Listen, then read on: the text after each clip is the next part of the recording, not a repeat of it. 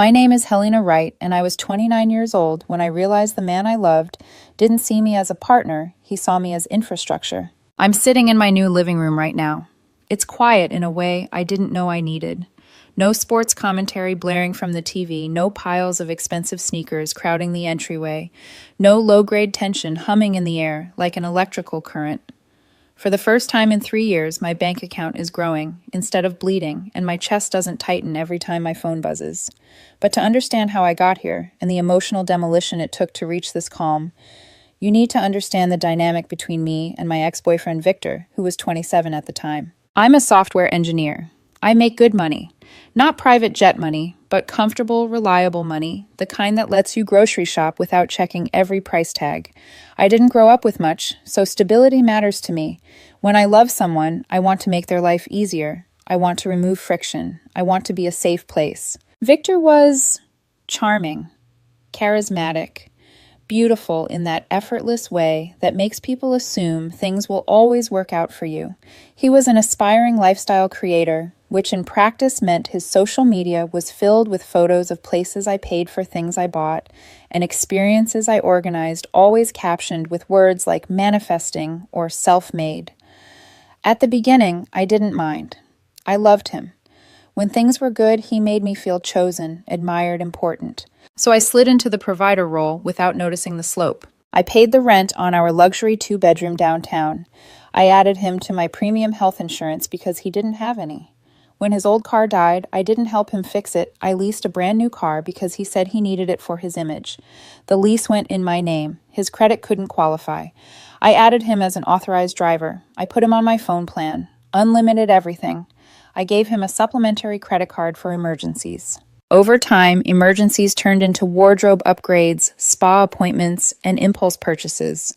When I brought it up, he'd flip it back on me. You're being controlling. You make plenty. You're holding me back. If I pushed, he'd withdraw affection. Go cold. Make me feel like a heartless accountant clipping the wings of a creative soul. So I'd apologize. I'd smooth it over. I'd pay the bill. Without realizing it, I taught him that his presence was worth more than my effort. The shift from ungrateful to openly hostile happened about 6 months before the end. He stopped saying thank you. He started mocking my job, how boring it was, how I just stared at screens all day. He criticized how I dressed, how I spent my free time. Slowly, I stopped feeling like his partner and started feeling like an underperforming employee. The breaking point came on a Tuesday night. I'd just finished a brutal 60-hour week. I walked into the apartment and nearly tripped over a stack of boxes in the entryway designer boots. My phone buzzed. A notification, $3,200, charged to the supplementary card. I found Victor on the couch, face mask on, scrolling through his phone. Hey, I said carefully. What's with the boots? We talked about the credit limit. He sighed long and exaggerated, then finally looked at me like I'd interrupted something important. They were on sale. I need them for the Aspen trip next month. We're not going to Aspen, I said. I'm working. No, he corrected casually. You're working. I'm going with Claire and the girls. You're paying for the Airbnb. We discussed this. We absolutely had not discussed this. I'm not paying for a vacation for you and your friends, I said. Not while I'm working overtime to cover your spending. The room changed instantly. He peeled off the face mask and stood stepping into my space. His eyes were cold now, not pouty, calculating. You really don't get it, do you? He said softly. You think because you pay the bills you have the power. He laughed, gesturing at himself. This is rare. Any boring woman with a degree can make money. But this I bring the life. My friends ask me all the time why I'm with you. I felt something shut off inside me. Then he said the sentence that ended everything. Let's be honest, Helena. You need me more than I need you. So if you don't behave properly, I'll replace you. I didn't yell. I didn't cry. I said nothing. And in that silence, something irreversible happened. I didn't respond to him after that. I didn't argue, didn't defend myself, didn't list everything I had done for him. I just stood there absorbing the moment with a strange, almost clinical calm. The anger I expected never arrived. Instead, clarity settled in cold, sharp, and unmistakable. Victor mistook my silence for surrender. He smirked, patted my cheek like I was a child who'd learned a lesson, and turned back toward the couch. I'm ordering food, he said over his shoulder. I'll put it on the card. Okay, I replied. My voice didn't shake. That should have scared him. It didn't. I walked into the bedroom and closed the door behind me. I didn't sleep. I lay on my back, staring at the ceiling, listening to him laugh on the phone with his friends in the living room. I imagined the version of the story he was telling them, that he'd put me in my place, that I'd backed down, that Aspen was secured. He had no idea he'd just talked himself out of his entire life. Somewhere around 2 in the morning, I stopped feeling sad. The affection didn't fade, it evaporated. What replaced it wasn't rage, it was assessment. Like a switch flipping in my head, converting emotion into inventory. If our relationship was a transaction like he said, then it could be terminated. I got out of bed quietly and walked into the living room. His jacket was draped over a chair. His bag sat near the counter. I opened it and removed the spare key to the car, the one I paid nearly $800 a month for. I slipped it into my pocket. Then I opened my laptop. I didn't do this impulsively. I didn't smash things or cry into a bottle of wine. I opened a spreadsheet. Row by row, I listed every single part of Victor's life that existed because of me. The car lease, the insurance, the phone plan, the credit cards, the apartment lease, streaming services, subscriptions, access. He said I needed him. He said he could replace me. I decided to give him the chance to prove it. By the time the sun came up, I had a plan. At 6:30 a.m., I packed a single duffel bag, laptop documents, passport clothes for the week. I showered, dressed in one of my sharper suits, and walked into the parking garage. My modest sedan sat next to the sleek car I'd leased for him. I unlocked it, got in, and drove away. I didn't steal it. You can't steal what's already yours. I parked it in my office's secure underground garage, locked it, and walked away. Step 1 complete. By 7:15 a.m., I was sitting in a coffee shop with my laptop open. The administrative dismantling began. First, the credit cards. Authorized user removed. Confirmed. Canceled. Then subscriptions. Passwords changed. Devices logged out. Petty maybe. But he said he brought the life. I'd simply stopped paying for the ticket. Then the phone service. I didn't cancel it. I suspended it. Effective immediately. Finally, at 9 sharp, I walked into the leasing office. Breaking the lease would cost me 2 months' rent plus the deposit. Expensive. Painful. Still cheaper than staying. I wrote the check without hesitation. When I left that office, I was officially homeless and freer than I'd been in years. At 11:45 a.m., I turned my phone back on. 14 missed calls, 22 messages. All from Victor. The panic had begun. I didn't read the messages right away. I didn't need to. The previews alone told the story in neat escalating timestamps, confusion curdling into panic. Where's the car? Did you move it? My card just declined. What's going on? Helena, answer me. My phone isn't working. I'm on Wi-Fi. Fix this. I let the phone sit face down on the cafe table while I finished my coffee. I felt detached, like I was watching a documentary about someone else's implosion. When I finally picked it up, it rang immediately an unknown number. I knew exactly who it was. He'd borrowed a phone. Probably Claire's. I answered calmly.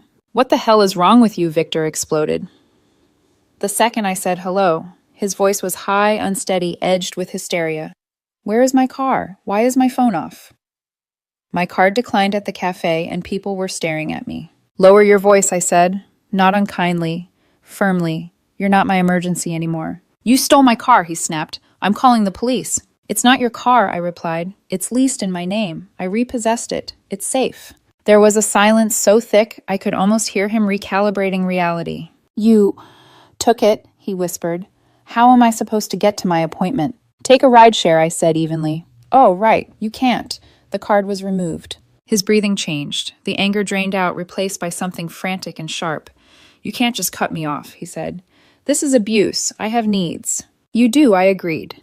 And you said I needed you. I'm just honoring your assessment. He tried to backpedal, then said he'd been stressed. Said he didn't mean it. Said I was overreacting.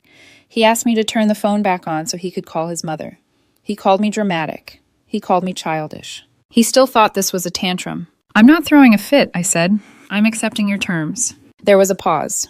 What does that mean? I went to the leasing office this morning, I said. I paid the lease break fee. I removed my name from the contract. You have 30 days to qualify on your own or vacate. The words landed heavy. You're lying, he said faintly. I'm not. I can't afford that rent, he whispered. It's over $3,000 a month. I know, I said.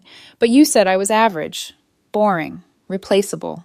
Surely someone like you doesn't need someone like me paying your rent. He broke then. The arrogance collapsed into pleading. He cried. He begged. He asked where I was when I was coming home. I'm not coming home, I said. Find your replacement. I hung up. I blocked the number, then the backup number, then his social media, then his email. I stared at the silent phone, waiting for guilt to flood in. It didn't. What I felt instead was relief, clean and expansive, like taking off a heavy coat I didn't realize I'd been wearing. The most expensive thing I'd ever bought was silence, and it was worth every penny. The days that followed felt unreal in their simplicity. I checked into a long-stay hotel near my office and unpacked my duffel bag into a space that was mine alone.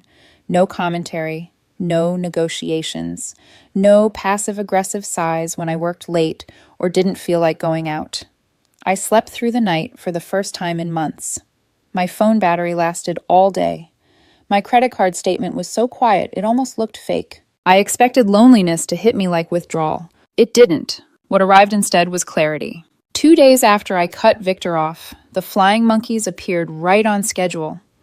The first message came from Claire, his ex-girlfriend and longtime enabler, the one who'd always told him he was too special to work a normal job, that someone like him should be supported. I was eating dinner alone when the text came in. "I can't believe you did this. You left him with nothing. He's devastated. You're a narcissist, Helena. This is financial abuse." I stared at the message, then at the steak I'd paid for with money that used to disappear into his lifestyle. I didn't feel angry. I felt factual. I replied simply, "I didn't ruin his life. I stopped paying for it. He told me I was replaceable. I'm letting him prove it." The typing bubble appeared immediately. He was just mad. You know how he gets. He can't afford that rent alone. Exactly, I thought. Then he shouldn't have bitten the hand signing the checks. Good luck, Claire. I blocked her before she could respond. Over the next few weeks, the picture filled itself in through mutual acquaintances.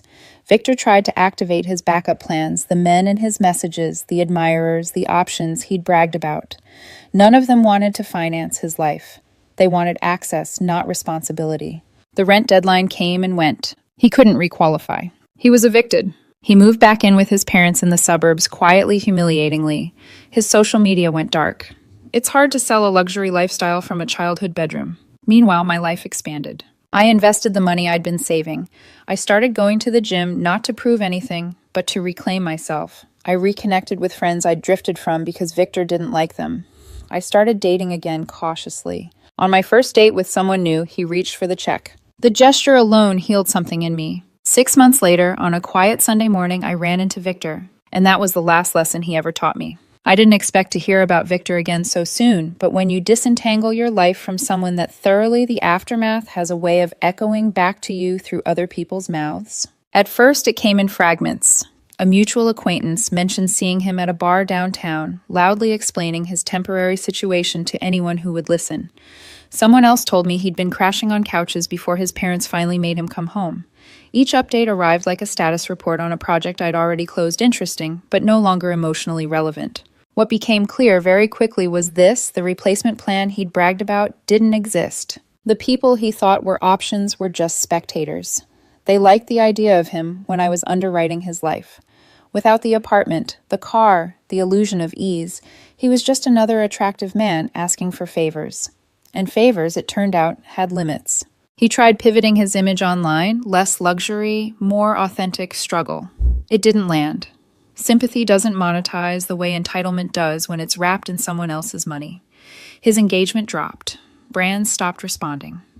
The world he'd been so certain would catch him simply didn't. Meanwhile, my days grew quieter in the best way. I moved into a smaller place. Nothing flashy, nothing performative. Just clean lines, sunlight, and furniture chosen because I liked it, not because it would photograph well.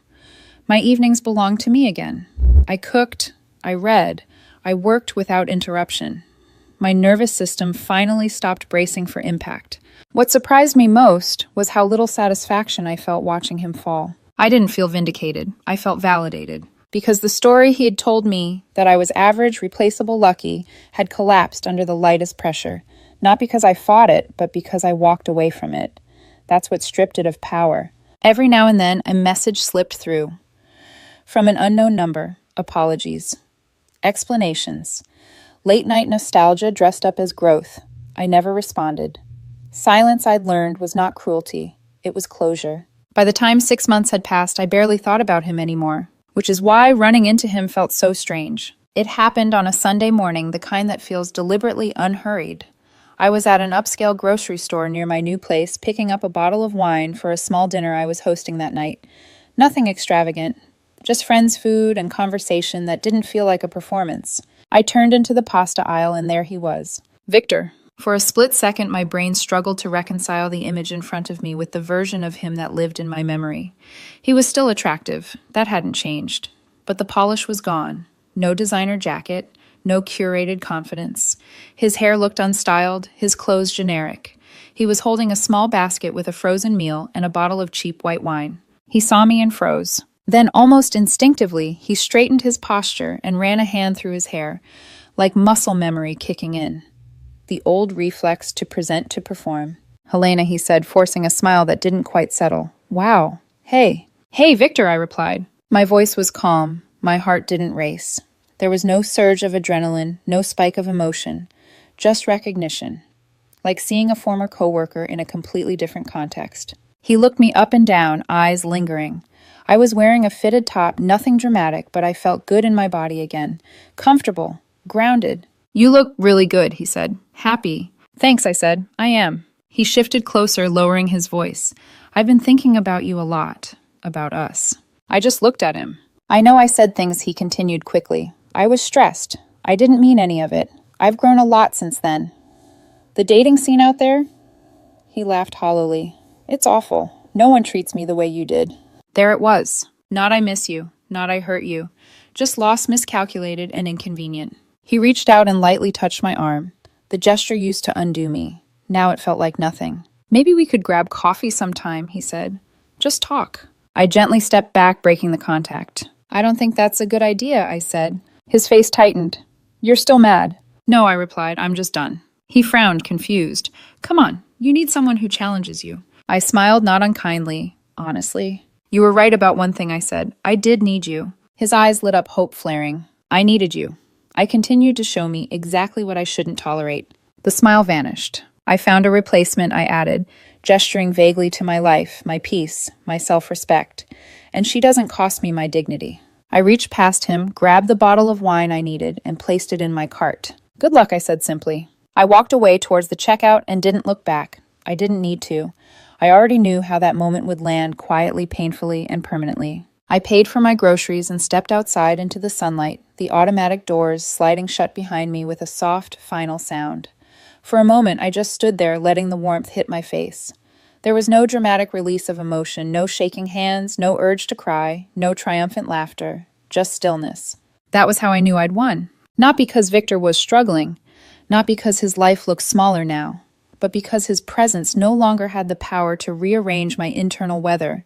I didn't feel the need to replay the conversation in my head or imagine what he might be thinking as he stood alone in that pasta aisle. I already knew. He was finally understanding something I'd learned months ago. Entitlement collapses the moment it's no longer subsidized. As I drove home, I thought about the woman I'd been 6 months earlier, the version of me who apologized for having boundaries, who confused generosity with obligation, who believed love meant endurance. I didn't feel ashamed of her. I felt grateful. She had loved deeply. She had tried, and when it became clear that love was being treated like a resource to exploit, she had chosen herself instead. That choice changed everything. My home greeted me with quiet again. Clean counters, open windows, no tension hiding in corners. I set the wine down, started prepping for dinner, and sent a few messages to friends confirming the time. Real connections, equal footing, no one keeping score. Later that night, as laughter filled my living room and glasses clinked softly, I realized something else, something that would have stunned the old me. I hadn't replaced Victor with another man. I had replaced him with peace. And peace didn't demand proof. It didn't threaten abandonment. It didn't need me to behave properly to be worthy.